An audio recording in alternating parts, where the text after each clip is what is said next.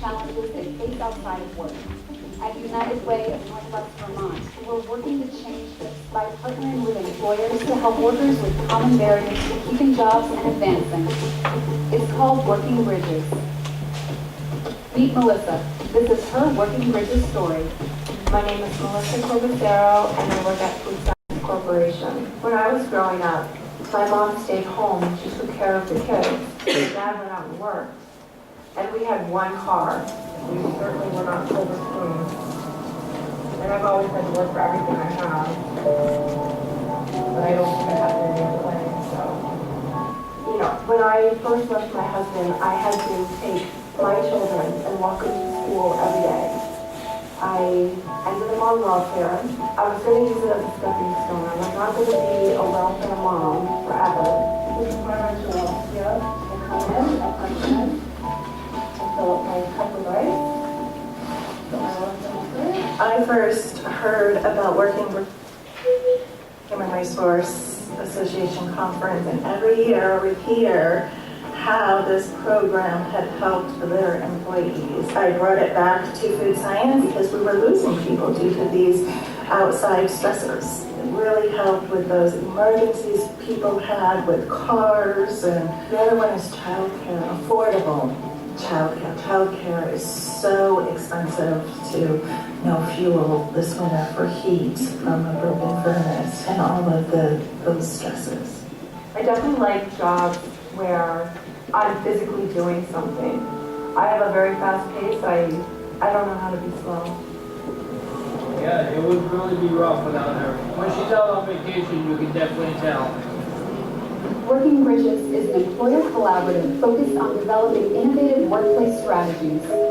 One strategy is shared resource coordinators like Connie, who come on site to help connect employees with community resources to overcome life's unexpected challenges. I'm here today. So we use many services from Working Bridges, from the resource coordinator to the income tax preparation, income advance loans, and the financial education. Thank you. Bye, have a good day. But I'm the type of person that if I put my mind to something, I make it happen. I'm really working hard to get myself out of debt. So through Working Bridges, I took a course. It was a financial workshop. Through that course, I was able to increase my credit score by nearly 40 points. As a business leader, there's many advantages to having Working Bridges on site for us. Working Bridges is helping to support our employees in the challenges and the needs they have every day that we are not necessarily equipped to help them with. And so they can come into work and not be distracted by what might be causing them stress on the home front. So when I get out of work, I'm going to go to the daycare and I'm going to take my granddaughter. Her name is Raven. Typically call her Peanut. I'm probably complaining. I'm an adult and I'd like to have a savings. I'd like to have a rainy day fund. Sometimes I think I'm going to have to work the rest of my life. But I really don't want to do that. I want to be able to still enjoy my family, and I want to be able to have the energy to keep up with my grandkids. I want to be that fun grandma, the fun Mima. I don't want to be the Mima that's in the rocking chair. Love to come over for dinner. Keeping talented, qualified, capable employees is really important. And so through Working Bridges, it really complements what we're doing to build and sustain the workforce in Vermont, which is so instrumental to our success.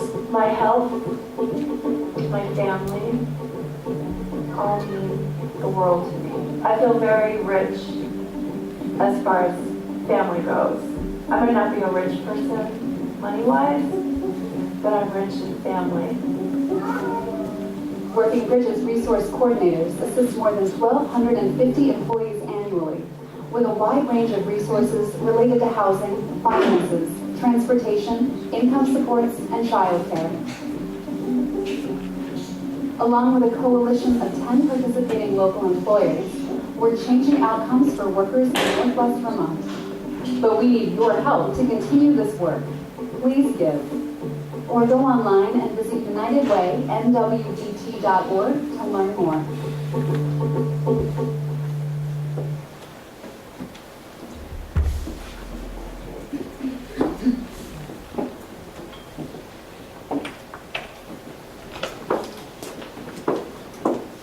So welcome. We wanted to start this meeting today a little non-traditionally without the initial welcome in the beginning, because we wanted to set the stage for this entire meeting based upon everything you heard from the woman here at Food Science. So thank you for coming. A few technical issues. The restrooms are out this door. The food is right there. Do both as you need to. We have some parking lots over here on this wall. One thing that didn't get done is I didn't give you a color scheme, but you'll see that you have colored stickies on your table. And as you have thoughts of what if, as you have new ideas, as you have questions that are relative to the formidable four, you can at some point post them on each of those up there. So again, thank you for coming. Why are we here? I've done a lot of things professionally, personally, in the community for many, many years. And I thought I knew what it was that the community needed, that their people needed, and that I was doing the best that I could to support them. And then I took on this role with Franklin Grand Isle Workforce Investment Board, and I started working one-on-one with individuals every single day. And it really changes your perception of what is needed for one person every day to be successful. So I started after about 10 of those years thinking, oh my gosh, it's always the same things. When I'm working with a young adult, 17 years old, or an individual 26 years old, and sometimes even older, there are 4 things that keep on surfacing as their primary barriers to being successful. And many of you in this room, I know you know what they are. I deem them the formidable 4, and we could go up to 5 because it rhymes, but other than that, we're done. So, but the formidable 4, of course, are housing, transportation, childcare, and substance abuse. You know, when you work with an individual, 17 years old, up in Richford, had all the know-how to fix up his old truck that wasn't working at all and get it running. And then he comes to the stage where he has no money for the license, no money for the registration, and certainly can't even think about insurance. And yet he is so mechanically inclined, AOT is looking for him. Right? Or you come to the young woman that is up in Enosburg. She has a small child. Her husband actually works down here in a local business. She wants her LNA. Reach out to Lisa at Northwest Tech Center, and we're on a roll. She is going to get her LNA. I worked with her in high school. She's now 22.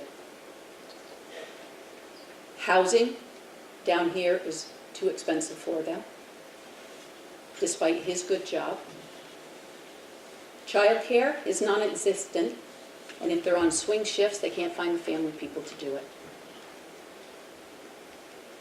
To date, that was a year ago we met with her. To date, she hasn't yet made the move. She's working hard. She wants to be an LNA, and it's not possible right now.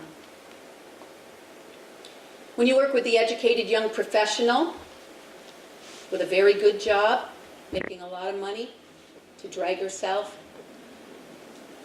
out of substance abuse and find her way into rehab and restructure her entire life, despite coming from a socioeconomic class that you'd never expect to find there, that's the formidable 4. So I knew in the beginning, as a team of 1, I better find some partners. And first, the town of Swanton got a grant through the Swanton Enhancement Project from Regional Planning, municipal grant, and for economic development. And so Elizabeth approached me, and things parallel. But it's the most critical aspect of economic development, the workforce. Direct impact on whatever's going out the door, right? So I pulled the town of Swanton in. And then there's Vermont Futures Project. Laurie Smith is here with us today. They've been all over the state, they've done their homework, they know the data, and they're looking to fill that gap, that 10,000 plus gap per year. So reached out again to Laurie Smith. And of course, United Way of Northwest Vermont. United Way, as a previous president for the Franklin Grand Isle United Way, have been involved for years, and the mission that they're on now and have been for the last few years absolutely aligns with the Formidable Four.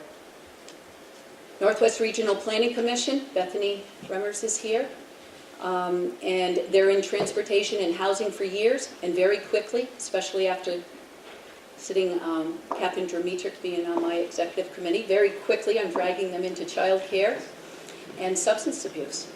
Again, they're out there working for the health of the community. How can you not talk all four of those? So, to that end, the next conversation was my dream of holding a summit for every single one of those in this region. A summit on transportation, a summit on housing, a summit on child care, and a summit on substance abuse.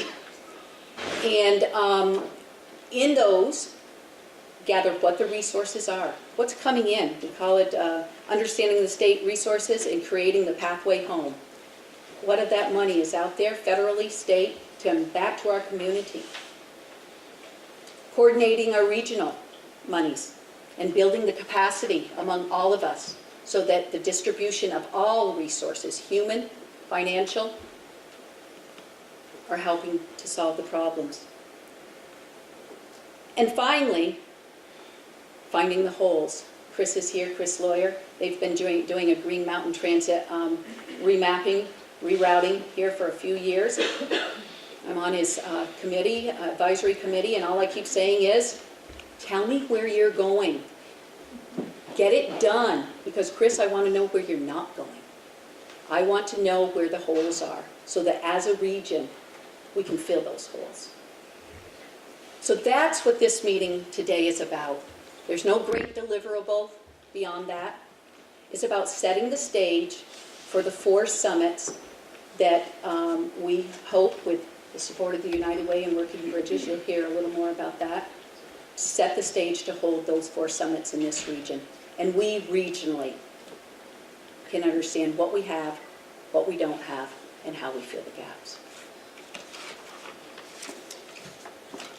So, first, what we think and what we know. So we're going to give you only one interactive time here today. It's going to be right out of the box. And we're going to do an interactive survey with you. This is Bethany's the expert in this. Everybody have a clicker, or most of you, right? And Elizabeth is going to walk you through it. But we have a few survey questions that don't necessarily will we look to answer today. But again, they'll be used in the future for the summits to come. And if you don't have a clicker, partner up. I'm going to steal this one from this table, and you will get it right over here. So I think there are several clickers on the table. Apologize, there are more of you than we had clickers, and that's a great problem to have. A couple of logistics. We do have some fabulous locally produced food. There's cider and there is water. There are 2 restrooms. One right outside this door is a restroom, and then down the hall is a handicap accessible restroom if anybody needs them. So thank you for coming. When we applied for the municipal planning grant, it was funny because it did housing, transportation, child care, and substance abuse were in the application. Kathy and I talk frequently, and we're like, why are we not partnering? So here we are, and we're grateful that you all are here to take this on. We do have a few questions for you. The clicker it's kind of fun, so you'll actually get the results of the survey.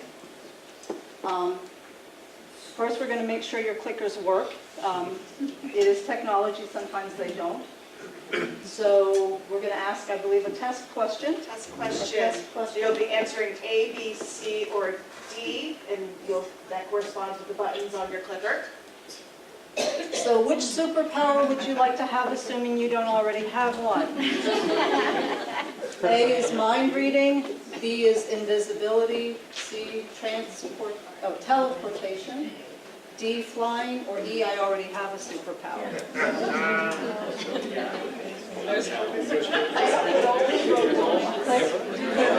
One option.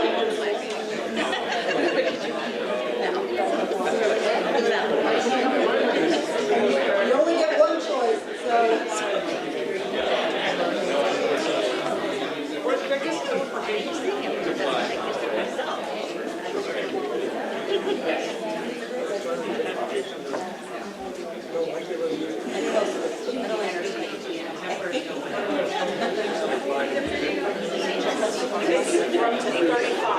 Results are pouring in. Results are pouring in, we hear. Keep it going, guys. We have 35 responses, and how many clickers are there? Do you know? Oh, I didn't count. About that. So we're going to assume that most everybody is clicked. So here's the fun part. The results are. So 37 would like to be able to teleport. Hey, Chris. Teleportation. One of those was my vote. Okay, there you go. So who are the 9% who already have a superpower? So it looks like everybody's clickers are working. So here we're going to start with the actual first question. And so which of the following has the most impact on your business? And be as honest as you can. Appropriate workforce training. B is substance abuse or other physical or mental health issues. C is lack of adequate child care. And D is lack of adequate housing or transportation. And you would pick A, B, C, or D. And again, if you don't have a clicker, feel free to Influence your partner. influence your partner.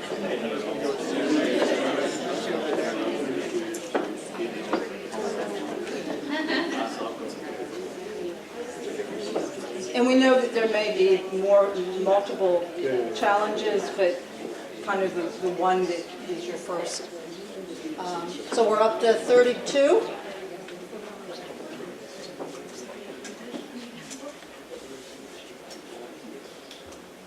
One more.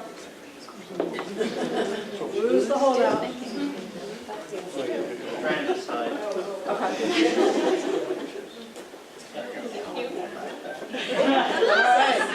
She's trying to figure it out.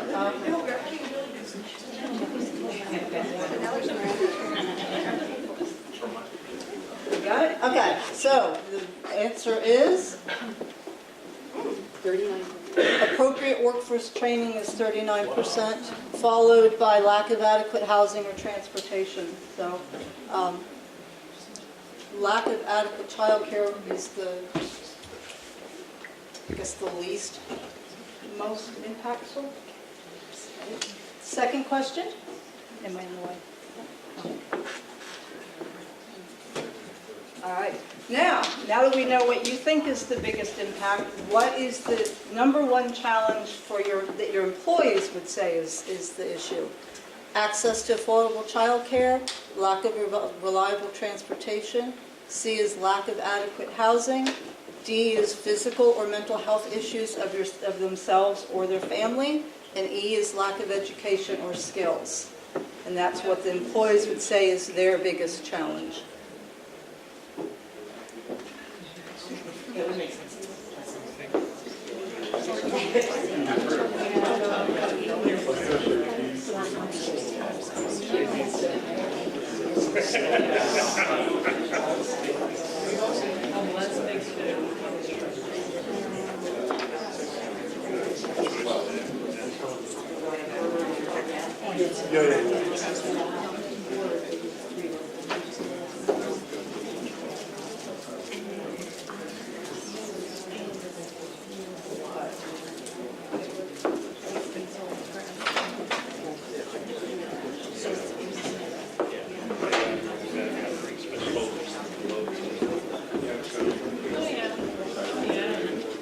Waiting on just a couple more.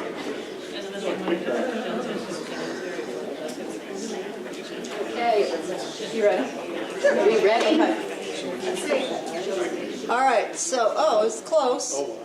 Physical or mental health issues of self or family members, or access to affordable childcare, which is interesting because childcare was the least impactful for the business, but maybe the most impactful for the employee. So the last question. Oh, no, there's one, I lost track. What resource would be most beneficial to your employees? And I'm not going to lie, we stole this right off the Working Bridges website, because why not? So, A is the Income Advance Loan Program. B is Financial Literacy Coaching. C is subsidized childcare, housing, or transportation. And D is job training or employee development. So. You don't have all of the above. Oh, we did, and we did that on purpose. Yeah.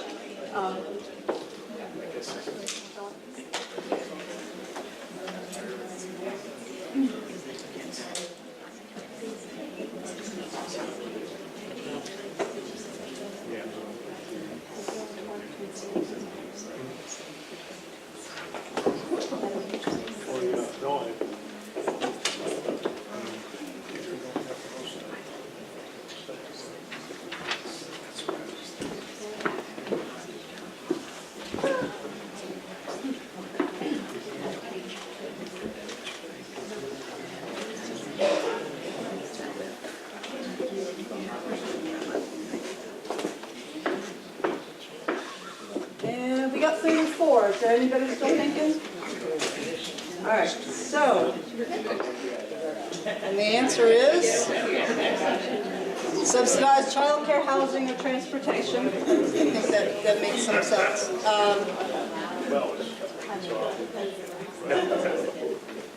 So the last question is, and this is a yes or no, or I guess kind of maybe, would your organization be willing to participate in an employee survey if we thought it was a good thing to do to continue this conversation? Yes, no, or let me think on it, I need more information. And again, if you need, be honest. So A is yes, B is no, and C is maybe.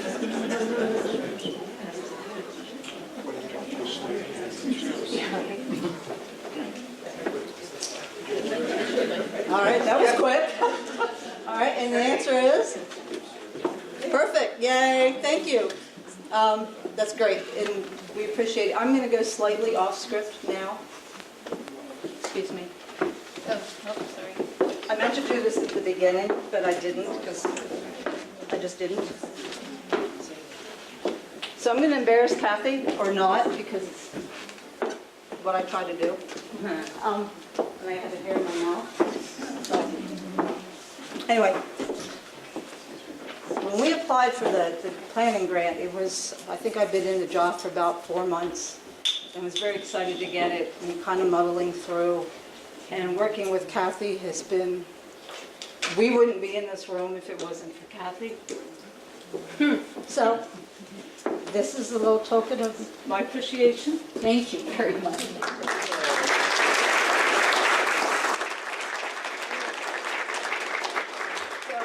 Thank you all for being here, and I think Kathy is going to try to top me. Okay. Thank you again. The results, some of it was requirement by the grant that Swanton received to do a survey, and certainly we took it to help us in our work as well. So we will use that, and you see, the disparity between what you say is important to you and what you think your employees. So, every time you do one of these events, and I've done enough, you at some point have to apologize for a serious oversight. And I have a partner in this room that has been a partner for myself and Tim Smith for many years, and he has made his mark on Franklin County and well beyond. And that partner is Richard Fieser from Superior Technical Ceramics, is on our team, and you will see shortly in the presentation why he is so critical and his insight is so great. So Richard, it certainly wasn't an intentional oversight. My apologies. Thank you.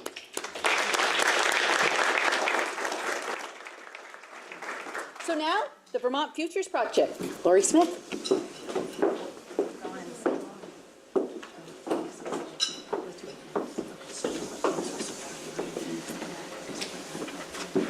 right, I'm Laurie Smith, and I'm with the Vermont Futures Project, the business development partner, and thank you for having me. And Kathy, your passion and compassion are so contagious. It's amazing, as is this community. So I want to talk to you a little bit about the Vermont Futures Project. If you haven't already grabbed one of these little rat cards, it gives you an opportunity to find our website and learn a little bit more about the Vermont Futures Project, because I really won't be talking about it in any depth, but there's 97 data sets like this one if you're really into data. So people who know me, I'll just pause for a second, people who know me, data is really not my forte. I come from a 25-year career in organizational wellness and well-being, so the other conversations that will follow are really near and dear to my heart. But in the world of organizational wellness and well-being, people would always, you got to look at the data. You got to look at the data because you don't know where you're going, where you want to go until you really know where you are. So I'm going to start with that the data. And with the Vermont Futures Project, about 3 years old, but in its first year, a few years ago, we looked at 6 indicators or pillars within our economy. And this initiative was born with the understanding that we would use data research and education to secure Vermont's economic future.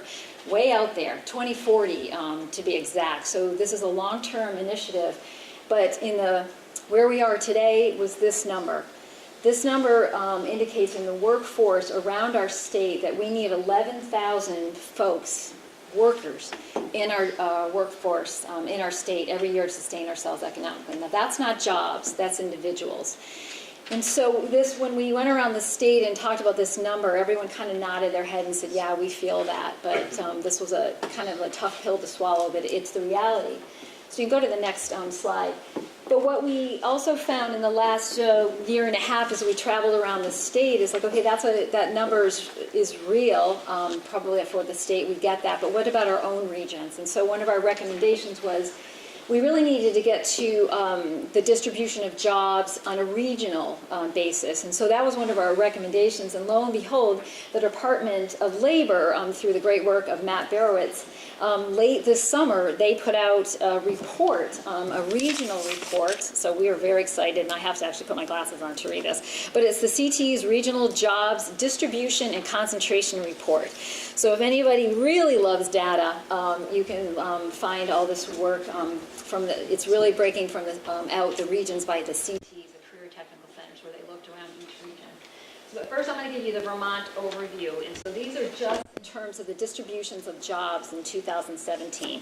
So if it's hard to see this, I'll just read you the top 5. So at 17.8% is really jobs in the health and social services. Next comes 12.2% of our jobs in our state are in the retail trade arena. 11.9% is in the educational services sector. 10.6% is in hotel and food. May not be any surprise to all of us. And 9.5% is in manufacturing. So that's at the state level. So obviously, what does that really mean for Northwest Vermont? And so here's the story here. And again, I'll read these to you. So for the number 1 at 16.4% is health and social services here up in Franklin County, followed by 14.9% of job distribution in manufacturing. And then public administration is 12.8% of those jobs. Retail trade is 12.6%, and administrative and waste is 8.3%. People ask, I had to call Matt, what's administrative and waste? Tell me what that is. And really, basically, those are jobs within within businesses that help day-to-day running of businesses, admin, maybe trash removals, security, transportation, those kinds of things are what falls into that category. So that rounds out the top 5 for Franklin County, or Northwest Vermont. And then I'm going to flip to the next slide. So then what the Department of Labor did is looked at the concentration of jobs, those types of jobs in relationship baseline to the state. And so coming back to Franklin County, you can see that at the top, beyond what the state's concentration is, as you see the top, I mean, you can all see this, admin and waste, agriculture, public administration, manufacturing, and transportation and warehouse. Again, the makeup here is very different than the whole state. It just gives you a sense of the concentration of job types. And this is, why is this important? I mean, we'll hold for one second. Why is this important? Because when we're going to start talking about next employee needs and opportunities, is what are the jobs we're talking about within where those needs exist? You know, whether they're shift work or driving trucks. So we really need to know the baselines of jobs. So moving to the last couple of slides. The Vermont Futures Project, one of our other indicators within the economy is our demographics. And it's no surprise to any of us that Vermont is, actually I learned last month, and I don't know if this is really true, but I think we're in third place. New Hampshire just beat us out as being the second oldest state, I think by a very short margin, and Maine is at the helm. So I think we're neck and neck with New Hampshire, but we are really one of the oldest states in the United States. And personally being one of those, I feel okay about that. It's about maturity and experience, even though I have to put my glasses on. But I want to call your attention, though, to the numbers, right? A lot of numbers in the world of data. As you look from the cohorts all the way up to 19, 0 to 19, it's pretty flat. I mean, our birth rates are definitely declining in the state, but pretty flat here. But where you really start to see the decline is right here, right in the 35 to 54-year-olds, where we've seen a 2% drop. But that's where that's where most people age or bracket where people are working. So that's a bit of a, that's a little bit of a concern there. Again, probably not much of a surprise. And then as we start to look at the aging population, we're seeing an increase here, right? So we're losing that cohort of working age folks in the 35 to 54, but the rest of us are certainly aging. So again, probably not a whole lot of news to you, but this is our reality.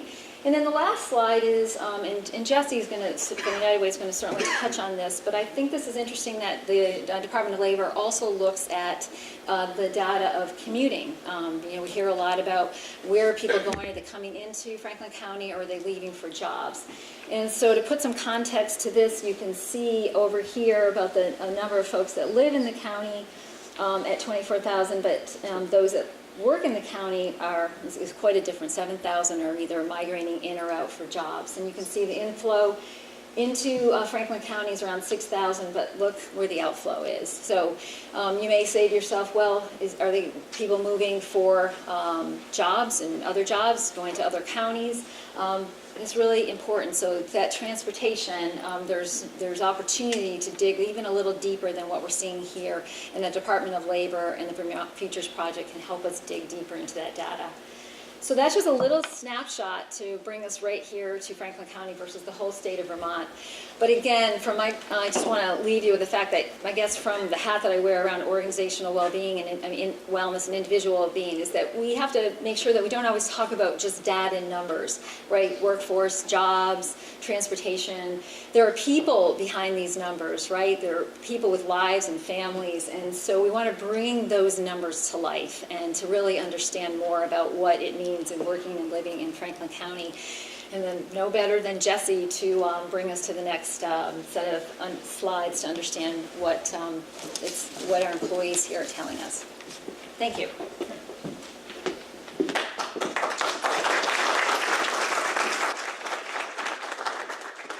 Thanks, Laurie. Yeah, so one of the main tenets of what we work on at United Way is to really try and bring the voice and the information from people that we're trying to serve, whether it's people in the social service sector that are vulnerable populations, or our employees that have real needs. And so we try and bring those voices to the table, not just to provide us with information, but also to help us in our decision making about what do we need to do, what are the solutions that we need to come up with and innovate on, and how do we bring those to the table. One of the ways we find out what people want is we ask them. And so United Way embarked on a pretty robust learning and prioritization process over a number of years to really go out to the community and ask specifically, what are the things that are getting in your way? What are the things that are the issues? Similar to how we just asked you that at the beginning of this meeting, this is community-wide data. So this is looking at throughout Franklin and Grand Isle, how do people feel? And this is asking the question about access to childcare and early education programs for families and young children. How much of a problem is this? Right? We're trying to identify where we need to work, and you can see that this really identified as a significant problem.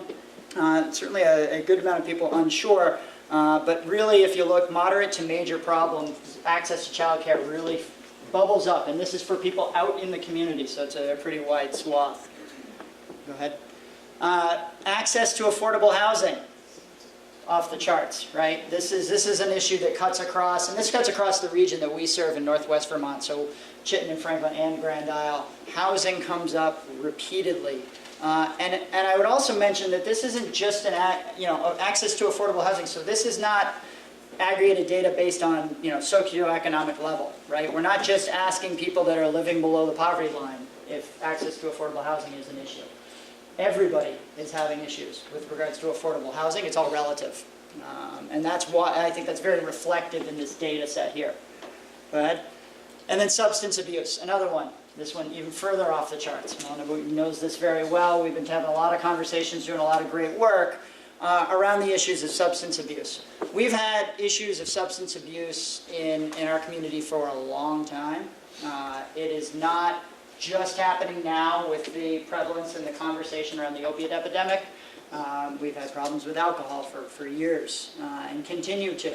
The opiate epidemic has reached a state that I think has really driven a different consciousness around substance abuse and mental health and the interplay and the responses that we need to take to address the issue.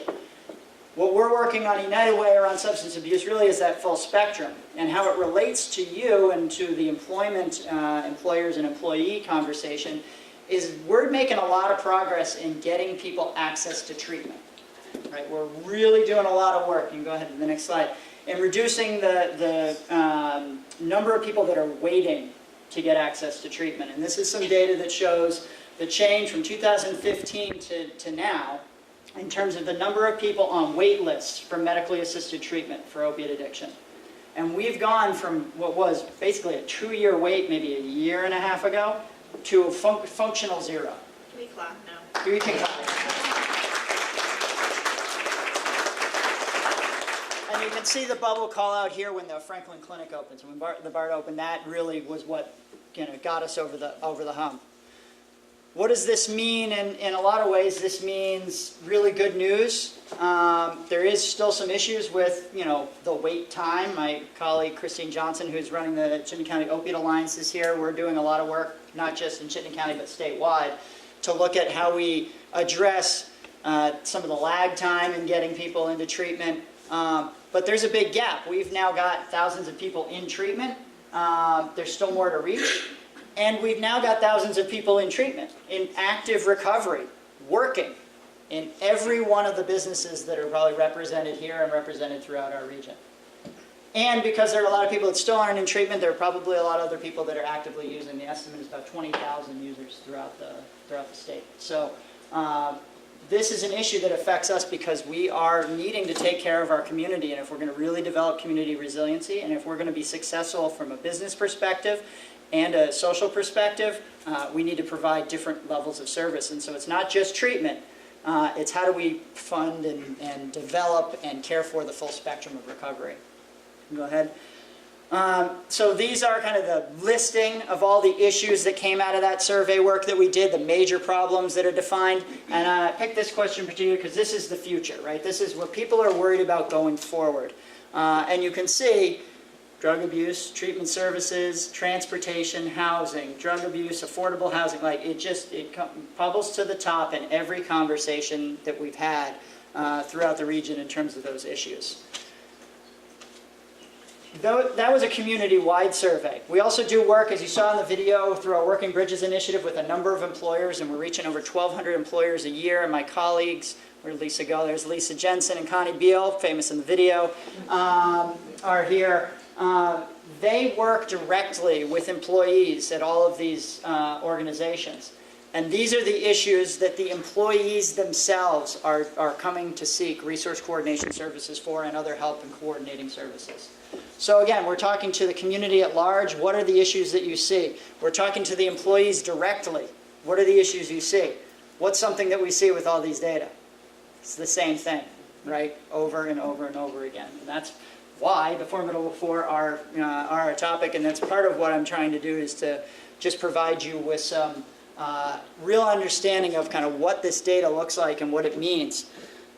Having a job isn't the only measure of success, right? It's not the end. It's not the end of the journey. Whether that's for the individual that's getting that job, or you as an employer, if you think it about in a business sense, right? For social service providers, you know this, you see it, right? People that you work with, this is, they have a job, but these other things are going to get in their way. For employers, you get somebody, you fill that job. It's incredibly difficult to fill jobs right now, right? We have this struggle. When you get them into the job, once you've got them, you want to keep them. It's thousands of dollars to recruit somebody new once you've trained them and brought them on board. How can we deal with these things that are getting in the way of social equity and business success on the same platform? So, transitioning now. Thank you, Jessica.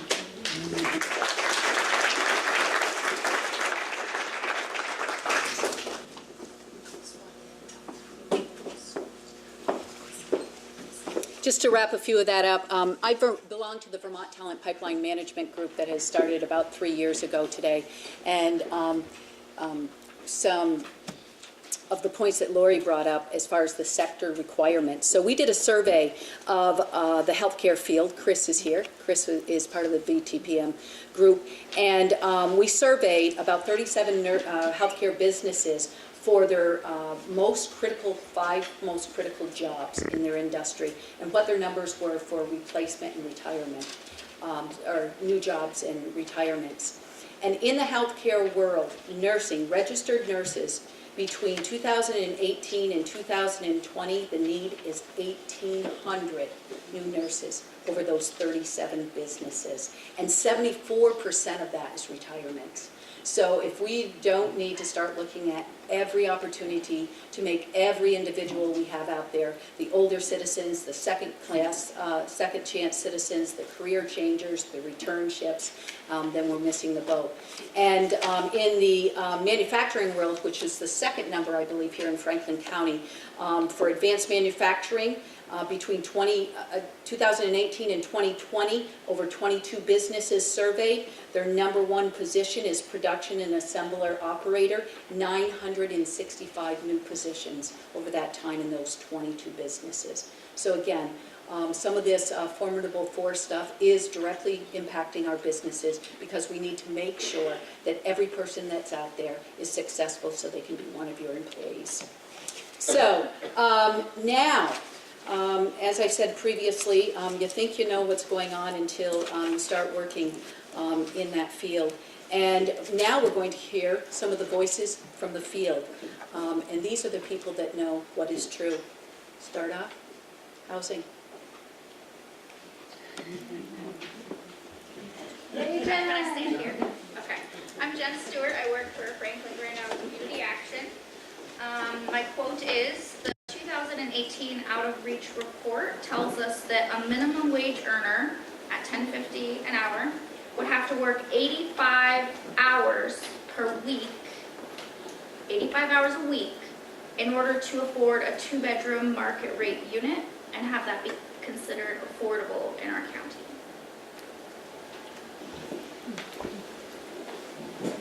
Chris Laurie, the Public Affairs Coordinator of Green Mountain Transit. And transportation challenges in Vermont's rural communities have been identified as one of the significant barriers to employment and workforce development. While Vermont spends more per capita than any other state on public transportation, there are still additional needs that cannot be met under the current system. Employers in Franklin County and across the U.S. have now begun to tackle employee transportation in new, innovative manners in both private and public-private relationships, such as the model being utilized by Peerless Fulfillment. With regards to employee transportation provided to and from Chittenden County. I'm Michelle Traer from Northwestern Counseling and Support Services. I'm the Child and Adult Care Food Program Coordinator.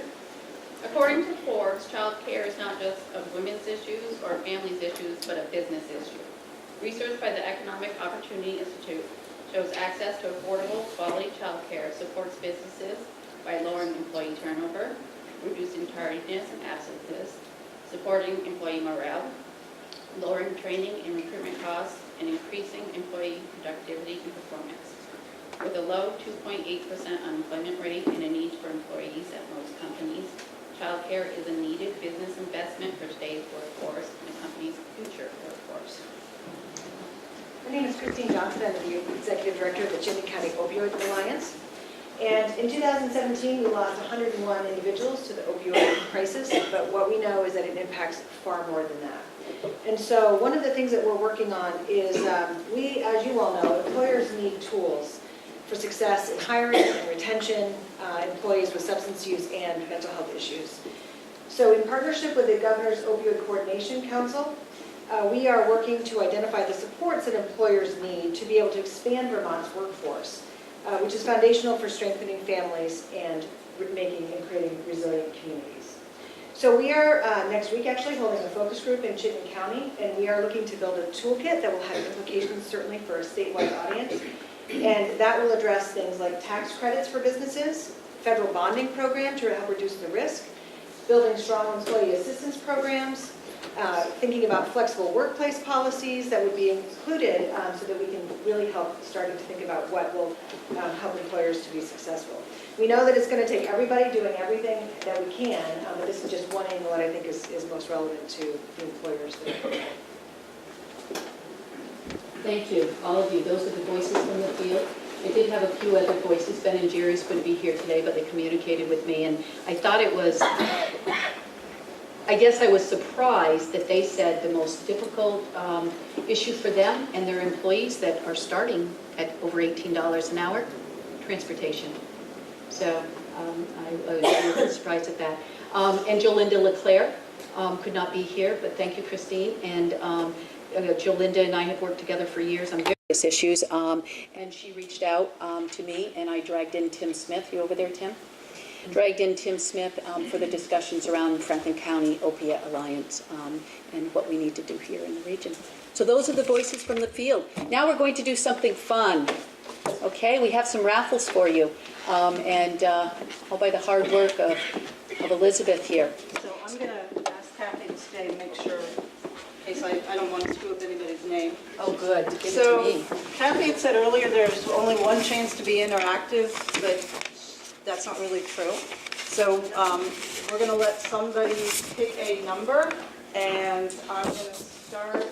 Monica, pick a number between 1 and 67, but you cannot use page 25 through 36. Somebody is sending my OCD right over the edge here. So, 18. number 18 is Janet McCarthy. Okay, so because part of my focus, not part of it, my focus is economic development since that's my title. We went to businesses throughout Franklin County, and I'm going to randomly select, because I don't know who just won. So somebody who is number 18? Number 18 is Janet McCarthy. Janet? Just one, I happen to know what this is, by the way. Dinner for two at Swimmer's Restaurant, which is at the Champlain Golf Course. So we're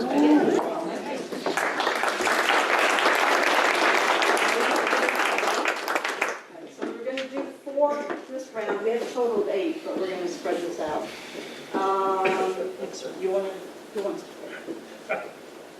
Leon Berthume. Leon's here today. 37. Did you not follow the rules?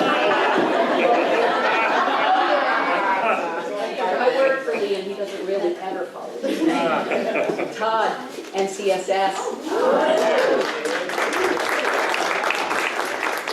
I do know what this is. This is a night at the Apollo Farm bed and breakfast. And it includes breakfast. Welcome, Todd.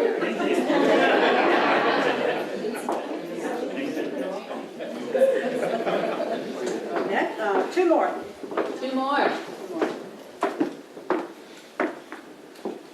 Katie Coe has a special announcement. Katie Coe is having a little one, right, Katie? Go with number 10. Number 10 is Brian Savage. Oh, well, and you get $50 gift certificate to Maple City Candy. And which gives me a good segue.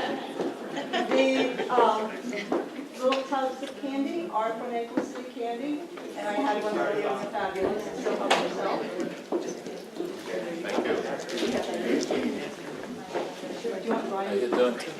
No, the next one we're going to put our guest speaker on the spot. So there's going to be one person in this room that really likes him. What is the number, Mr. Ted Brady? I wish I was paying attention to the other numbers, so I didn't double check. But I still stick to my Roger Clemens Day, and I go with 21. 21 is not a good number. I think a better number would be, let's say, 6. You got number 6? Oh, Nancy Taylor from NCSS.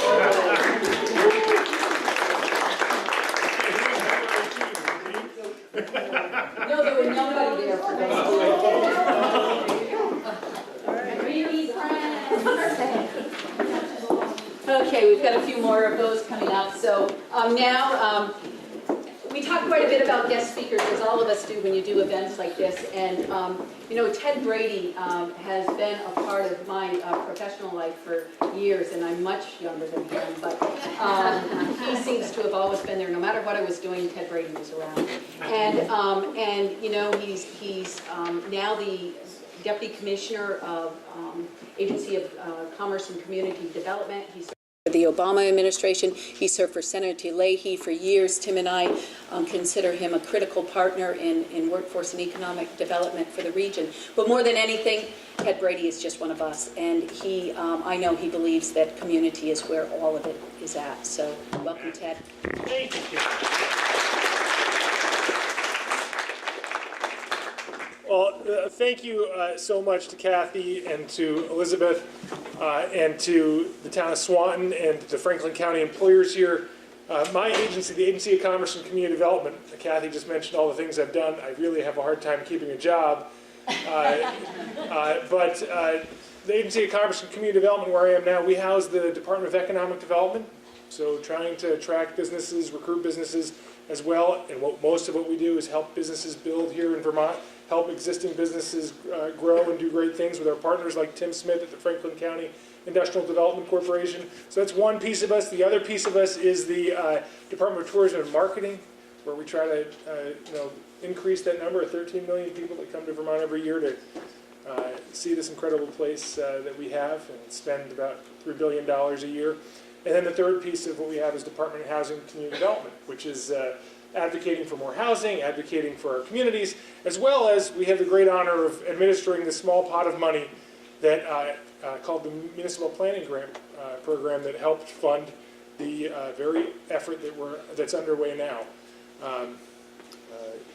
And I got to tell you, I think the one key to the future of Vermont is that every town takes ownership of economic development. It's funny, I live in Williston, right? So if you drive through Williston, we have this beautiful fire station. Right? So your pride and joy of your town. So many towns across the state. What's the pride and joy of their town? Their new fire station, right? It's a big thing. Investing millions of dollars in their town in such an essential public service. And I say, do you even have a volunteer economic development committee in your town? Nope. Do you have a paid economic development professional in your town? Most say no. And we wonder why economic development isn't a higher priority, right? We're not investing as a community in community and economic development. And that's just an interesting message. It's kind of all we're trying to do at the Agency of Commerce and Community Development. So I'm here today to kind of talk about a different message, though, related to that, but which is defining a problem. So I'm curious, how many people in this room believe that climate change exists? That's a big deal, right? Because if you ask that question in a lot of parts of the country, I think the average is about 70 or 80%. I saw more than 70 or 80% of the hands in this room. How do you go about combating a problem you don't agree exists? Right? So the future, what Laurie and the Vermont Futures Project just outlined to you, I want to be clear. That problem is not one that you'd get that many hands in a room of average Vermonters raising to say this is a problem. The idea that we need 10,000 more Vermonters, with 10,000 more workers, which guess what that means? You need about 30,000 more Vermonters. a year to get those 10,000 workers. It's really important. We have not defined this problem as a state yet. We have not held hands and said we have a crisis. I know it's hard sitting here hearing from another person about a crisis, right? But it's truly a crisis, and it's the future of our state that we're talking about. Statewide, you've heard this number before, I'm sure. In 2009, the state of Vermont had 360,000 people participating in our workforce. Today, the state of Vermont has 344,000 people participating in the labor force. Let me stun you with a question. How many people are choosing not to participate? And I want to be clear, I'm not saying that they are bumps. I'm not saying they're lazy. But for many reasons, people choose not to be in the labor force. How many people in the state of Vermont do you believe are not participating in the labor force? Yell some numbers out. I'll break out the clickers if you want. 25%. 25%? Okay, a percent based. I'll take a percent. Is that 25% of 600,000 or 25% of the workforce? No, the 300 and somewhat. Interesting, all right. The labor force, that 344,000 people are people that are actively participating today in the workforce. So Al would be saying there's about 75,000 people, 80,000 people, I think. Anybody else a number? 25,000. Let me tell you, it's 100,000 people. So 100,000 people in the state of Vermont that are not participating in the workforce. That Working Bridges video, God bless Jesse and United Way, a huge percent of them are because of the challenges Melissa in that video are facing, right? You've got childcare. In many cases, not your own child, it's your grandchild because of the other problems we have, or opioid addiction. You go down that list. You've got stay-at-home parents who are choosing to stay home with their kid because we don't have enough childcare or because they're making that choice. And then, of course, you have all those people who could participate in the labor force by the definition of labor force, who are not because, I don't know, they worked for 40 years and they think they deserve a break. Crazy idea. But just to give you an idea, there's a lot of Vermont potential. So when we talk about attracting 10,000 new people, let's remember there's also people here we can attract. But first and foremost, we need to come to a common understanding of the problem. Governor Scott and the Senate Pro Tem Tim Ash had a little debate earlier this year about whether or not we have a workforce problem. You know, you remember the governor's message, he's been here, you've heard this message before. Every day we lose 6 workers, 3 kids in our school system, and a child is born into an opioid-addicted home, right? Those numbers are horrifically depressing. And I'm trying to move away from that because the reality is you just need to say that's a big number, right? 360,000 to 345,000. That's a really important thing for us to get our heads around. And when we're sitting in this room to realize we need 2 things. We need to attract 10,000 more people to our workforce a year, and we need to engage more Vermonters here into the workforce, whether it be the 3,000 kids each year that graduate from high school and go on to no additional education. I'm not even asking for college. I'm not asking for a certificate. I'm asking for additional education. I'm talking about taking a 3-credit class that gives you an LNA certification or something like that, right? So let's make it a goal that we all go back and talk to somebody and get somebody to believe in the problem. And then we can start talking about solutions. So let me talk about what we've done at the Agency of Commerce and Community Development to try to help Kathy, help Elizabeth, help Tim, help you as an employer out there. When Mike Sterling, the secretary, and I first got to our job, we had a pile of 150 reports on our desk. Kid you not. 150 reports within the last 3 years that have been done. We looked at these 150 reports and we said, what in God's name? And we come in with our own ideas about what we're supposed to do. Well, we locked somebody in a room for about 6 months and we said, read these reports and give us a synopsis. I'm not kidding. She quit about 3 months after finishing that job. Then we went and we ground truth some of the things we were hearing, and we engaged with legislators, we engaged with employers, with regional development corporations, regional planning commissions, and we said, what do you think of this? And we found some ideas to solve our problems. Ideas is a really important word here because I-D-E-A-S. It's the only way I remember things, right? 5 letters. We need to illuminate the vibrancy of Vermont's economy. We need to develop a 21st century workforce. We need to ensure housing for all. we need to accelerate the business climate, and we need to strengthen our regional economies. Yes, there's 251 of us, plus some Buells and Gores. But in the end, there's only about a dozen economies in the state of Vermont that we all kind of define as our own. But let me take each one of those really quickly and start with my eye. Can I have... Yep. So I want everyone to close their eyes for a second. I'm doing it too, and I'm sorry if you've seen me do this before. But your eyes are closed, so you can't see me closing my eyes, right? And I want you to imagine what you think of when you hear Vermont. Yell it out. Cow, mountains, good. Snow. So you can open your eyes now. Leaves. Leaves. Fantastic. I didn't hear anybody. What was that? Home. Awesome.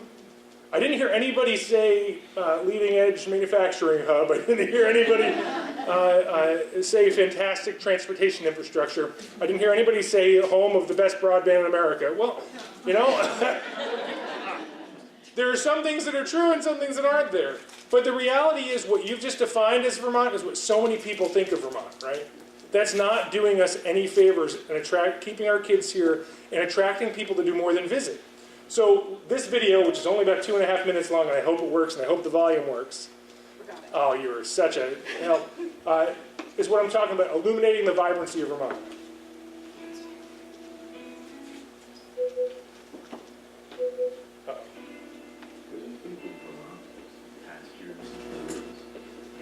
Syrup and snowies and crisps. Yet less understood is the breadth of what's here. Burton and bioscience, the world's best beer, hockey laces, maker spaces, new solutions, revolutions. Famous for sheltering artists and musicians. We're less known for our startups and pioneering clinicians. Semiconductors and alternative energies for all scoops that we've made besides Ben and Jerry's. Hipsters, hippies, humility, community. Because it's not about choosing one path or the other. It's the vibrancy of living them both all together. People, talent, perspiration, inspiration. With one foot in the pasture and one in the future. Vermont. It's the right choice for your life's adventure. Progress, access, education, innovation. That's the depth and breadth of Innovate02. Right, that's the real reality of Vermont. When we talk about identifying a problem, that Vermont can solve any problem we talk about, right? And that's the truth. That's the depth and breadth of the real Vermont. It's what our kids need to know. It's what people from away need to know. It's what we need to be preaching. So I encourage you to check out thinkvermont.com. If you have great stories, tell us about them. We want to help tell those stories. Developing a 21st century workforce. That's really what we're here to talk about, right? About the formidable four, which I think is a fantastic term that Kathy introduced me to, and I'm going to steal and misappropriate, because that's really what developing a 21st century workforce is about. Conquering those four things, which are captured in my other ideas, right? We at the Agency of Commerce kind of believe in, I'll invoke the I think it was a Dick Cheneyism under George Bush, right? The idea on energy, that we really have an all-in strategy on energy, that it's not about renewables or fossil fuels, it's about trying to use everything to meet our energy needs. Well, we have that approach on workforce development. We have some traditional stuff that's working. Your WIB. You guys have one of the greatest WIBs, right? The Workforce Investment Board in the state. I think it's worth noting that scary number of 360 to 344,000, which I think is about a 10% decrease, 15% decrease, somewhere between there. You in Franklin County are only about, from your high water mark of 29,000 people in the workforce, you're only down to about 28.5, somewhere around there. I like to think that's part of your WIB and part of your work here. We have some legacy things that are working. We have some legacy things that aren't. We've just started this talent pipeline management thing with the Vermont Business Roundtable. The concept here is let's survey the private sector, find out in the most detailed way what you need as the private sector, and then infiltrate every single level of training that there is. And I'm not kidding when I say from preschool to adult tech ed to the prison system and everything in between, higher ed, secondary schools, and change the way we're teaching things based on what the employers tell us. Crazy idea, right? If you're not teaching the right math, let's change it. If we're not teaching the right habits in grade school, let's change it. We're in the midst of doing that. I think Kathy mentioned the healthcare sector, construction sector, help me Kathy. Manufacturing sector, and we're doing We'll head down IT. IT next. That's a big change. You know what else we're doing? We made it so that if you're a returning guard member or a military member from away that has a certification, we're honoring your certification now if you're from another state, so that we can reduce the time and barriers to entering the workforce. Returnships, the idea that if you're part of that 100,000 that's not participating in the workforce, here's an idea. Let's make it easier for you to participate by giving you essentially an internship that brings you back into the workforce, but you don't feel like a fool at age 55 taking a non-paying internship, right? We're trying to change that kind of thing. A really exciting thing we've done with Jolinda LeClaire on opioid abuse, we have taken our Department of Labor people that used to sit at the Department of Labor and said, let's put them inside our treatment centers and inside our recovery centers. So when somebody comes in to meet with a recovery counselor, they can also meet with a job counselor from the Department of Labor. Crazy idea. It's an all-in strategy on workforce development. Ensure housing for all. God, we are in the thick of it in northwestern Vermont, right? We have the worst housing shortage in the state. Housing's too expensive. We need literally 6,000 to 7,000 new units to be built in a community of about 200,000 people, which equates to what, about 150,000, 120,000 housing units? Get your head around that idea. 6,000 to 7,000 new units in order to reach, like, stasis. It's a horrific thought. We passed the first, Brian, thanks to you and your friends in the legislature, we passed the first housing bond in the state's history where we invested $37 million into building 600 new units of housing across the state of Vermont. Here's a really difficult thing for us in northwestern Vermont to realize, though. We have a housing shortage and an affordability crisis. People down at GW Precision in Bethel and people in Brattleboro, they have a different type of housing crisis. Yes, affordability is always a problem, but they have just completely inferior housing, substandard housing that you can't raise a family in because your kid will end up with lead poisoning, mold poisoning, asbestos poisoning, you name it, because we have a centuries-old housing stock.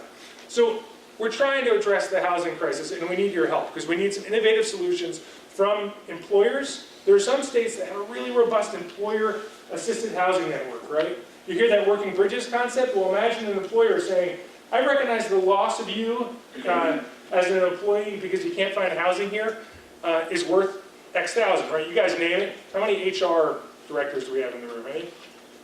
What's the cost of losing an employee? Anybody ever calculate that? For a nurse, it could be as high as $80,000. $80,000 from the time you lose that employee to the time you get the new one. So you figure you're out 80 grand. That's it. That's an incredible stat. So what if you took that number and invested it in things like housing supports? Or if you took that and invested in student loan supports? That's the kind of thing we're trying to think. And how do we as a state incentivize that and make it a good return on your investment, right? So that it's not just giving money away, it's actually an investment. The A, accelerating, so I, right? D, E, ensuring housing for all. The A, accelerating the business climate. I'm almost done, Kathy. No, that's all right. No, I'm looking at the clock. I know I'm 3 minutes over already. But you know I only have 2 letters. Accelerate the business climate. I started off talking about economic development committees. That's a huge piece of it. Elizabeth is A. I just want to be clear about that. But the other thing that's A, the permitting process, right? So there's an industrial park in Milton, Catamount Industrial Park. That industrial park, let's remember, we went through a process. We're going to master permit. The town, the state, everybody agreed that we want to put an industrial park here. Since that park started, they've had to get 100 different Act 250 permits since that park opened. Get your head around that idea. We've all agreed it's an industrial park. And they had to go through Act 250 100 additional times over 15 years. We need to do something about that. And it's not about throwing Act 250 out, which has preserved this incredible state. It's the idea that you have a designated downtown, right? You have a designated city, a village center. Your town has done a lot to get that. Let's reward it by saying you can develop without Act 250 in that designated center, that kind of thing. And in return, we're going to say, a big tract of forest, we're not going to make you, we're not going to develop there. That seems like a reasonable thing. We need to accelerate the business climate in the state. And then finally, strengthen regional economies. You guys know this. You saw, what do you think the 16,000 people that leave Franklin County every day to go to work think is their community?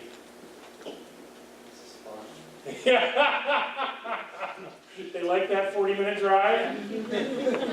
They think of their community as northwestern Vermont, right? And when you go to a place like Richmond or Enosburg, and those people are driving an hour and a half to their job, or if they're lucky, they're driving 40 minutes to here, those people, their community is not Enosburg or Richmond. You have a regional economy that's dependent, and what's really neat about your regional economy is every community is unique and different, and I think of that movie, City Slickers, Jack, Balance, the old cowboy. Remember Billy Crystal and Jack are riding, Curly as his name was, are riding through the thing and riding through the old West, and Billy Crystal's complaining about his life and having his midlife crisis, and Jack looks at me and goes, you know your problem, you know, city boys always come out here and try to figure out what the purpose of life is. It's one thing. Of course, Billy Crystal goes, what the hell is it? And Jack goes, it's up for you to find out. Well, that's the fun thing about our communities. We have this regional economy, it's a big thing that all makes sense, but each one of these little communities gets to figure out what it is. Maybe it's mountain biking, maybe it's the lake, maybe it's really like manufacturing economy, you name it. That's our goal. Those are our ideas, IDEAS. I hope you remember. The Agency of Commerce is here to do everything we can to conquer the formidable four with you. The governor is tackling childcare right now. We need to do so much more than what we can with the resources we have. A cradle-to-career workforce development system that includes childcare is obvious and a no-brainer. We want to work with you on getting that done. And God, I didn't even mention broadband, but we'll do that another day. So thank you so much. Please give me a holler, give me a call, and let's tackle making Vermont a better place together. Thanks, Kathy.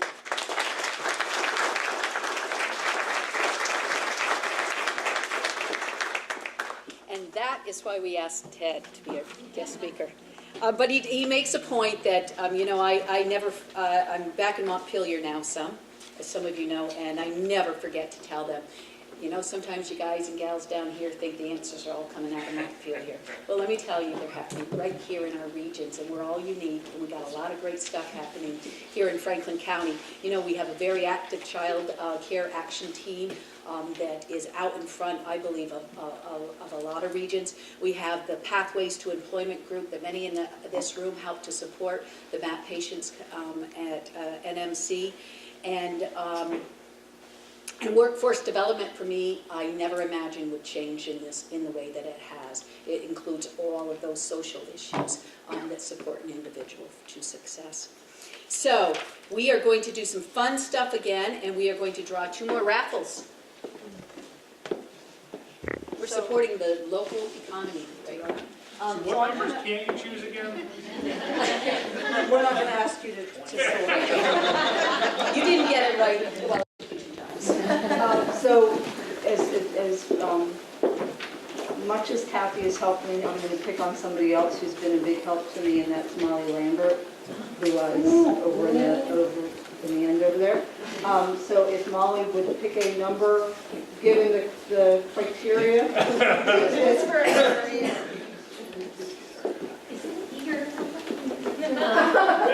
15. Number 15 is Carol Lazat. Oh, great. And I know what this is too. This is a gift certificate to the Deep Touch Massage here in Swanton. So,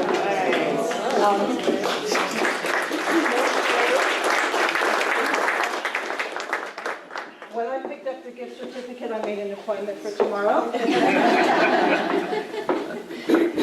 Okay, I'd like to call on, we have 2 in this room that are participating in Vermont Talent Pipeline Management, and that is NMC is here. We have a great team on the Talent Pipeline. Chris, would you like to pick a number for us?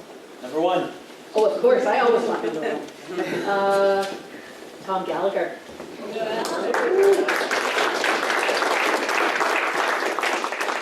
this is two sets of 18-hole green tees at the Enosburg Country Club. Great. And I did have a gender bias. I knew what that was because it's smaller, and I knew that he was more likely to be a golfer than some of the other folks in the room. So I did hear that one.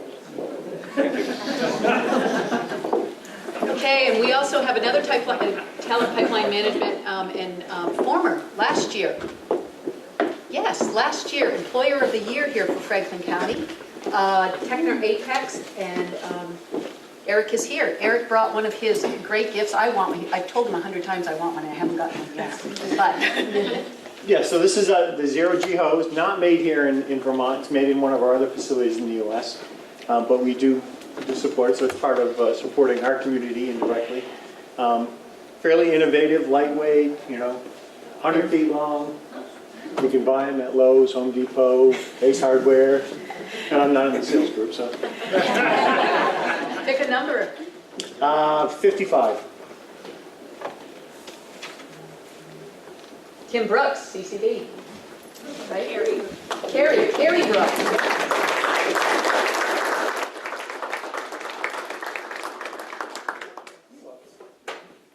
Okay, so next. We have, I'm fortunate to work with a lot of employers, a lot of great employers in the region. And this in particular employer and individual has been a great support for me personally and professionally. And he just keeps on. He flew in, you got in at what time last night, Richard? It seemed like I'm late. It was around 1:15. 1:15 this morning, and yet he's still here with us today. And he has great insight from the employer's perspective. And Mr. Richard Fieser.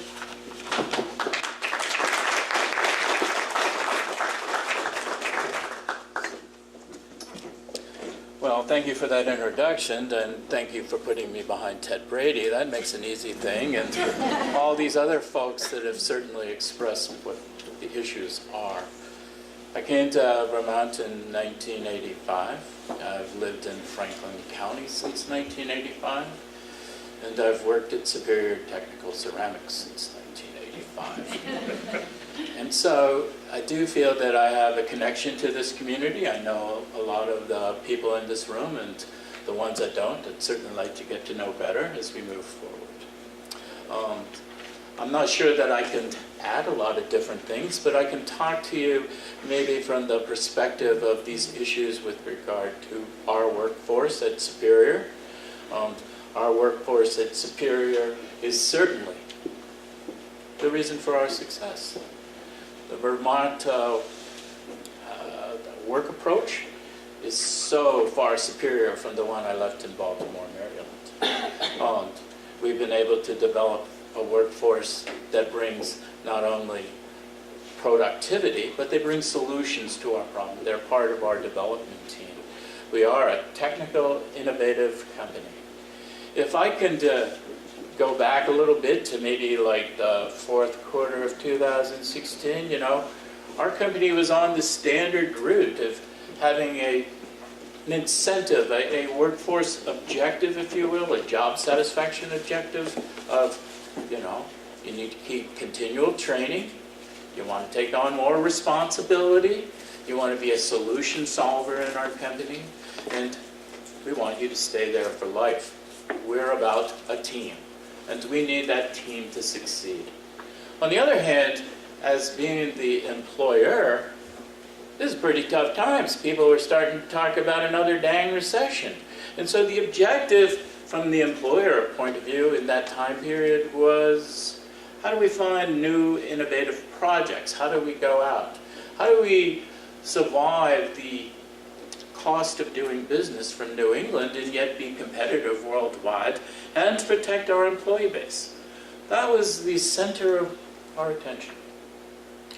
If we fast forward then to 1 year, 4 quarters, we finally had a period of time where we experienced growth that wasn't planned for. It was so enjoyable to move from the period of where are we going to find the next job to keep people fully employed, to wow.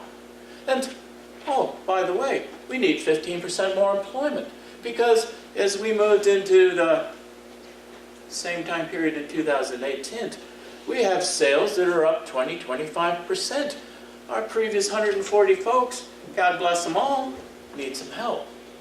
And then we come to the point where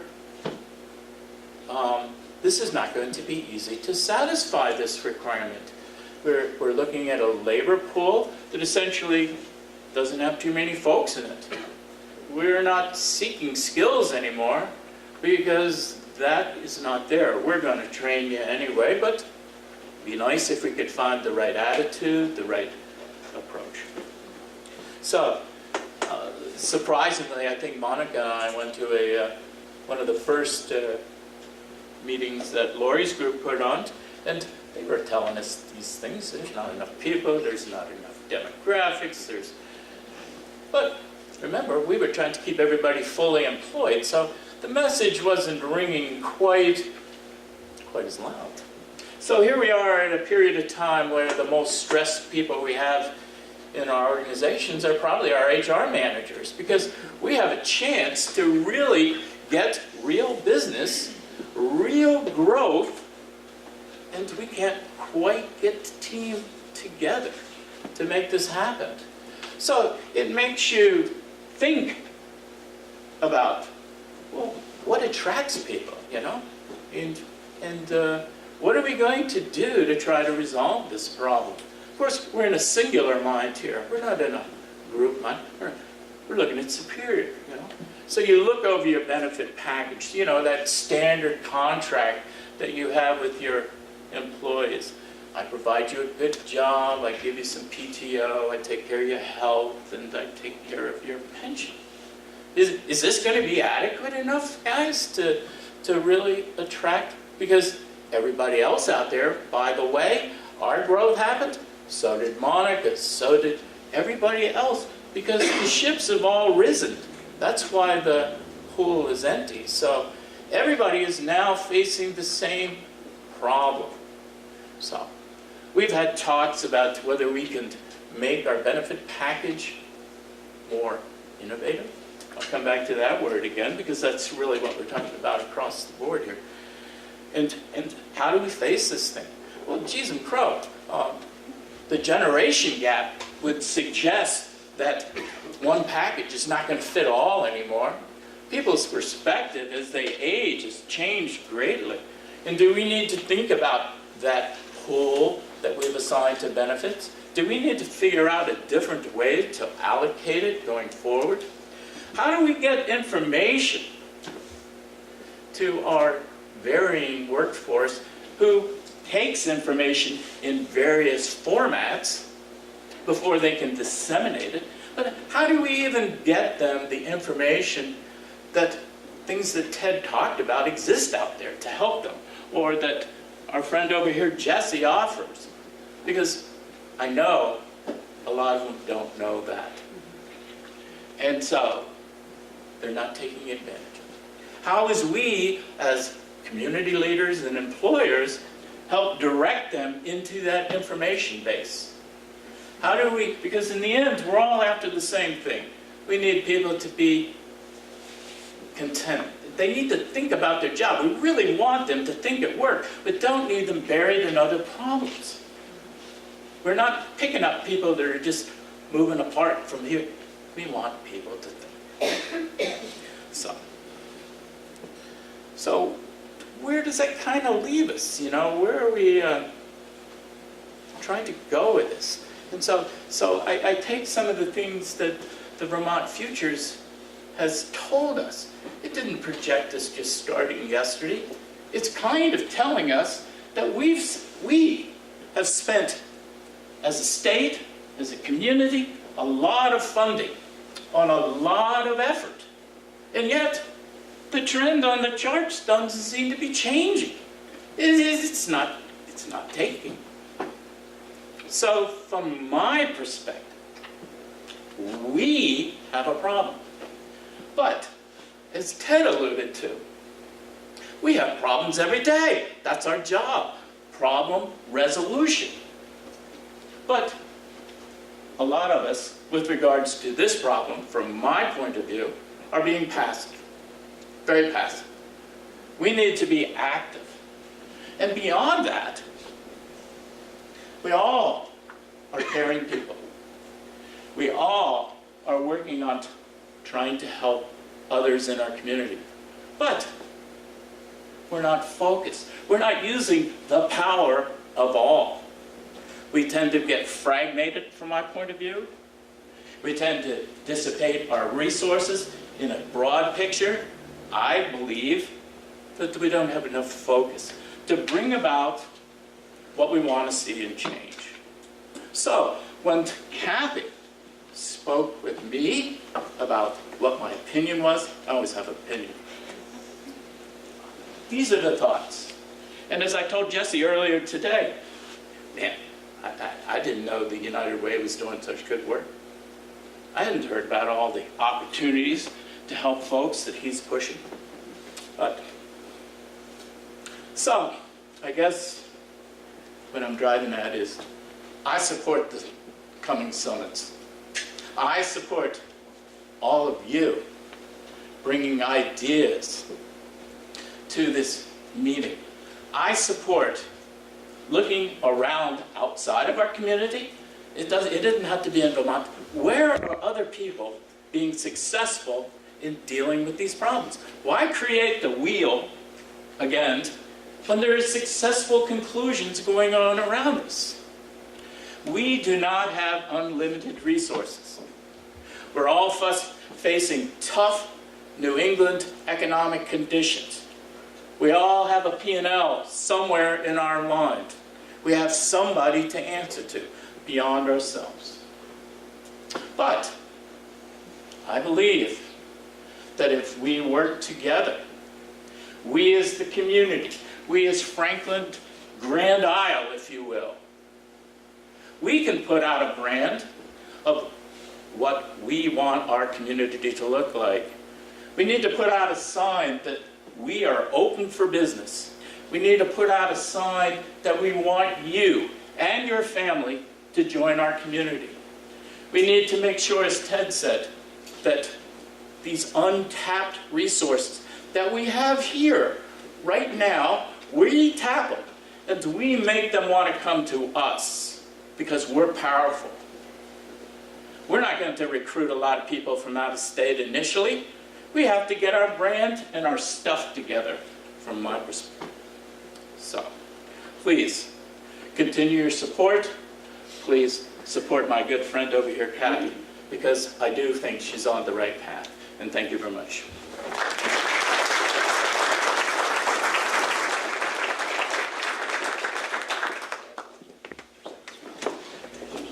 Thank you, Richard. Yeah, and that is why I support Richard. So the next part is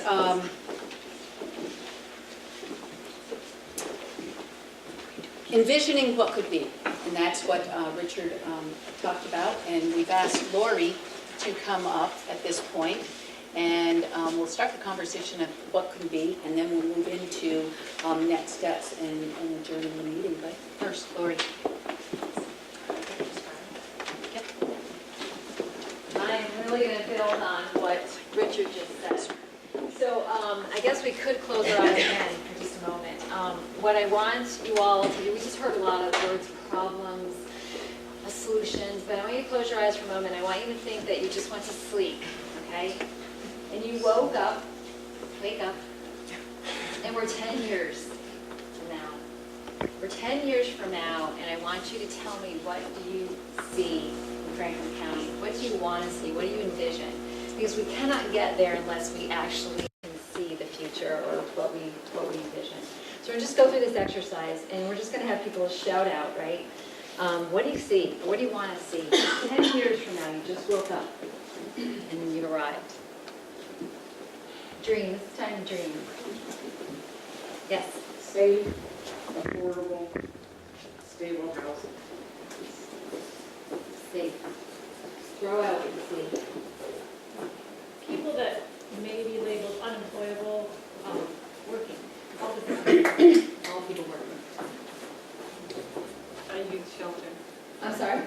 shelter. A youth shelter.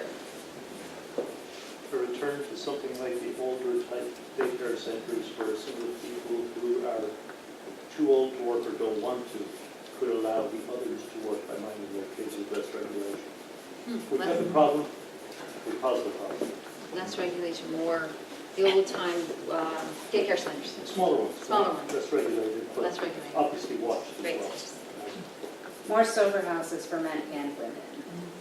More sober houses for men and women. Without a hand up. Did I see a hand up? Subsidized childcare, but not just for extremely low income, subsidized by employers, by federal government, state government, but really leveling the playing field. Great. Safe, creative after-school opportunities for Safe community opportunities for students, so you actually can see them out, right, doing, I want you to really give me that picture too, right? See, you get that, maybe for adolescents as well. Hands up, dream. livable wage. See a livable wage. What else can you see? Visually, what can you see too? You woke up, what do you see in front of you? A lessened tax burden for business and employees. Lessened tax burden for business employees. Hands still up, or that's two hands, two ideas. No more stigma around mental health or substance use. Yes. What else? Best of education at every level. Best education at every level. We're the dreamers. Couple more. Dream. Nursing school. Nursing school here, and you can actually see that school right from the nursing school. A very strong public transportation system so that employees can access jobs, get there and leave jobs by taking a bus, as well as students or children being able to access other community resources that we can't get to because there's no bus transportation. I see Ubers. Yeah, I see Ubers coming in and have those jobs, or what do they call those? Zip cars. I see zip cars, red zip cars rolling around. Anybody else? One more. Truly affordable healthcare. Truly affordable healthcare. All right, so these are our dreams, and we need to really continue to envision them, and we just wanted you to kind of think forward and feel hopeful. So that's just a little quick exercise. And Kathy, you're up to talk about next steps. How do we get there? Actually, Elizabeth, could you go back to the first slide on while you're here?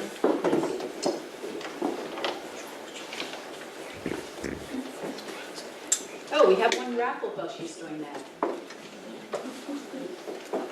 I'm searching. Melinda, I've been watching your Recovery Rock Stars periodically. All right, could you pick a number? I along with, I don't remember the parameters. Frankly, I was looking at the maple candy over the instructions again, so. Just choose. Any number? You got it. 7. Number 7, Heather Newcomer. Yay! Vermont Works for Women. Welcome to Franklin County in full force. Thank you. Thank you so much. A breakfast and one night in the Enosburg room at the 1906 house in Enosburg Falls. Thank you. Okay, I just wanted to go back to this screen because I got a little emotional and passionate when I wasn't even following my own script, but much of this was what Richard was talking about, and it's accepting the reality and convening around the issues. Number 1, we're starting that today. It's creating an environment for change and having collective impact. Will not succeed without everyone else in this room and beyond. It's defining the real problem and enforcing the social equity of them, right? They're all different. It's seeing the root causes and accepting, and accepting the diversity among them. It's understanding the state resources and creating the pathway home. Ted, are you hearing me? It's coordinating the regional resources. We do a wonderful job here in Franklin County. Time and time again, for those of us that attend the state meetings, we do an incredible job in Franklin County in working together and coordinating. But I am sure we have more capacity to build. And then it's finding the holes and filling the gaps. So, next steps.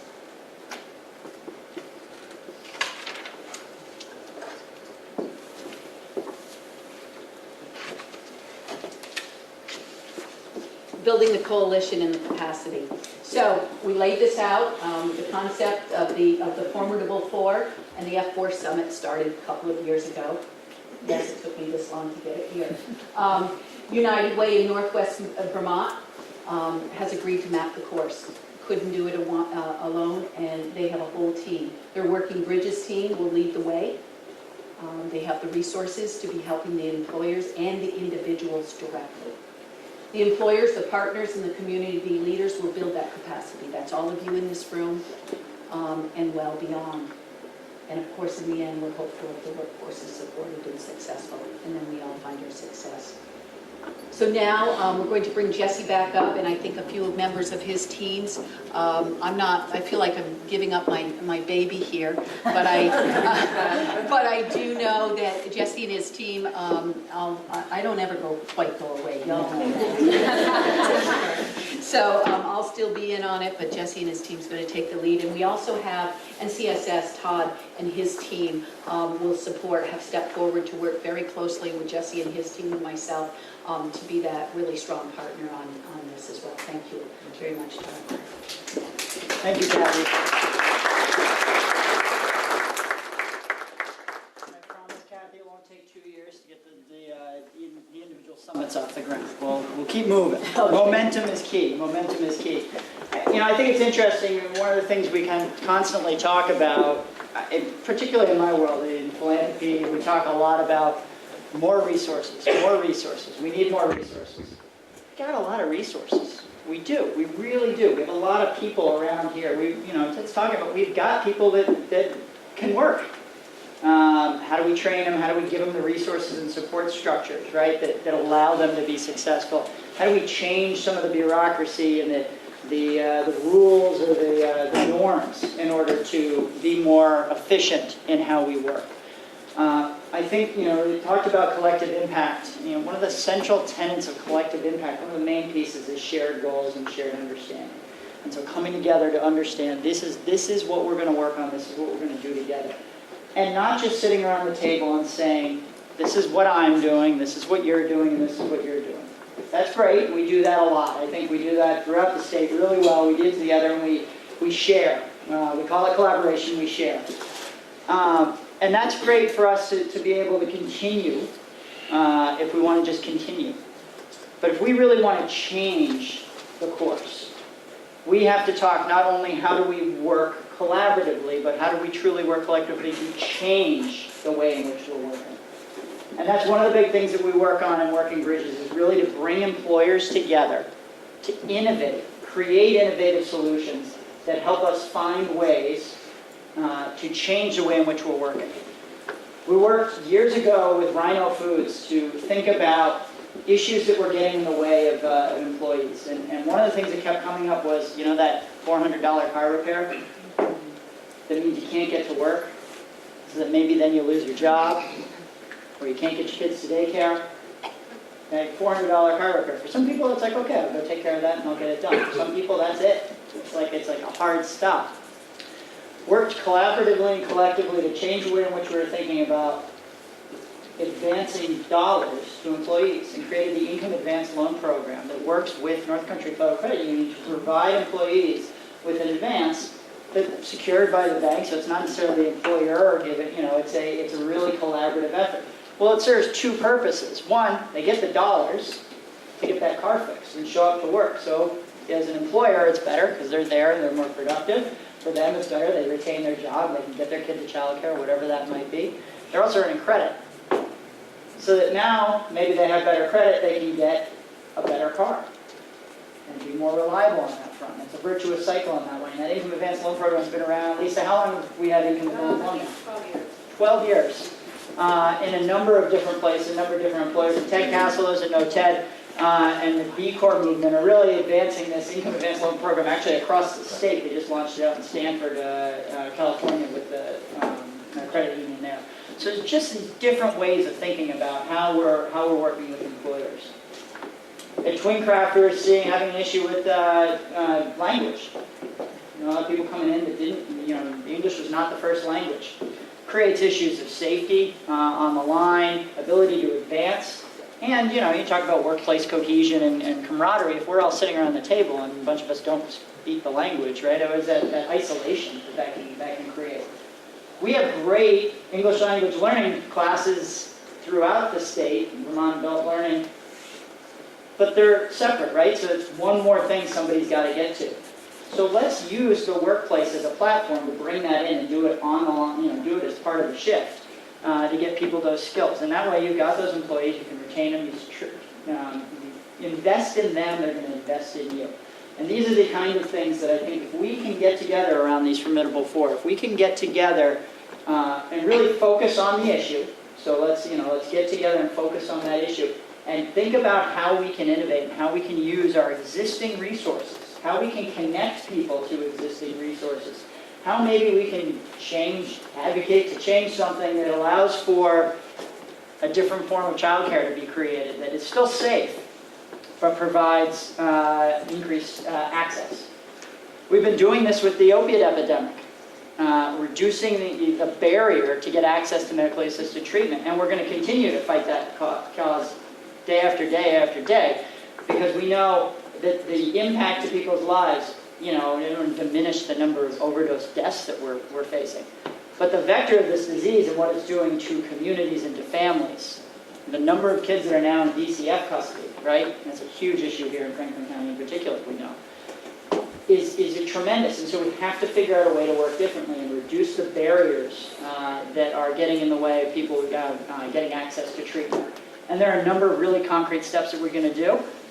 Christine, it takes people working differently though, right? Not thinking in the same way. It takes police departments and employers and others all working collectively. If you have not read the recent obituary that has been circulating, get online and read it. It's truly powerful. And then I really would encourage you to read Chief Brandon Del Pozo's, Burlington Police Chief's response to that. He's not knocking the individual situation, but he's calling out what has been an issue for years is when we ignore these problems, there's a lot of people that aren't affected, people that are affected that we're not talking about. And so for those that are on the front lines fighting these things, fighting for accessible childcare, fighting for easy access to medically assisted treatment and reducing that stigma that's on our dream list here, right? There's a need for us to get together and think differently about how we reduce those barriers. And so what we offer to you as part of your community and part of, as a convener here is a platform to do that, a way to bring you all together. We've got, some good experience with this, and I think it can be a really robust way for us to think differently and think collectively about how we address these big four issues that are in the community. And I would say what ends up happening is it's not just that we're addressing these four issues, right?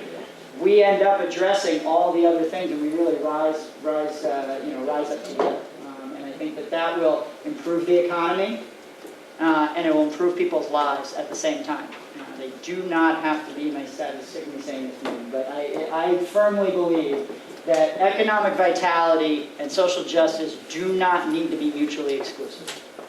We can have both in our community, and that's part of the thing that makes Vermont great, is we can wrap our arms around our community because we're at a size and scale where we can innovate and care for each other in a productive way. So we will take what is some really great information that we've collected here today about where we should go next, what should be the front end of our work. There's a real big momentum right now around substance abuse and the work that's happening with the state, and there's some great recommendations that are coming, and our goal would be to convene our first summit in the early part of 2019. And so we'll be reaching out to a few of you to kind of be key leaders in each of these areas. And then we're going to be reaching out to our partners throughout the social service sector that have, deep expertise and knowledge. And we're also going to really want to be reaching out to our employees and our community members that are struggling with these, because we want to make sure that they're at the table to help us make the decisions and the changes that we need to make as we go forward. So really thank you for your time here. Kathy, do you have... We're going to, we just thank you, Jesse, very much. Thank you. So we do have a few minutes left, about 3. so tight. So please be sure, before you leave, go up to the table, get some food, take it with you. And if you have some ideas that you want to post on our parking lots over there, but we are going to open it up for a few questions. Everything's fair game, I guess. Any questions? Yes? Have you talked to the federal government and all these surveys and work efforts, employers? My understanding is the federal government is a fairly large employer in the county. This invitation went to everyone. I haven't specifically reached out to them, but certainly they are a large employer, and I would hope that they want to be part of the summits to come. Absolutely. We certainly will make an intentional effort. Thank you. Any other questions? Thank you. Thank you for coming. Thank you for filling this room. Thank you for your attention. And do we have one more drawing? We do. We have an amazing, it says here, the big raffle draw. Is that true? Or did you mix them up? They're all mixed up. Oh, okay. It's still a great prize. It's still an incredible prize. Let me find somebody. Okay, one of my best partners in the region is Lisa from Northwest Technical Center, and we're going to ask her to give us the number. Okay, my son is a quarterback and his number is 14. Kristen Pryor.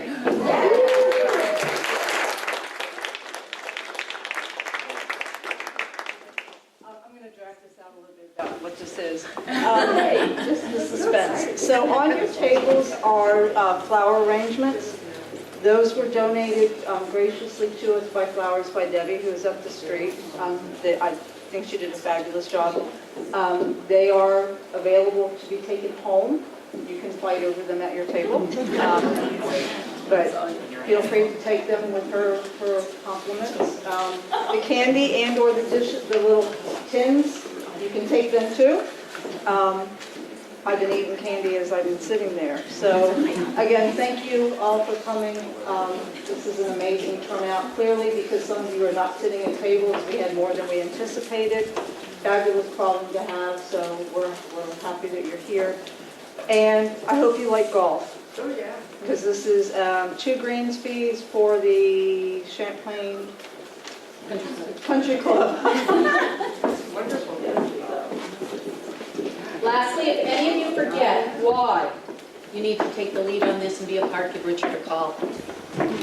He'll enforce it. Thank you. Have a good evening.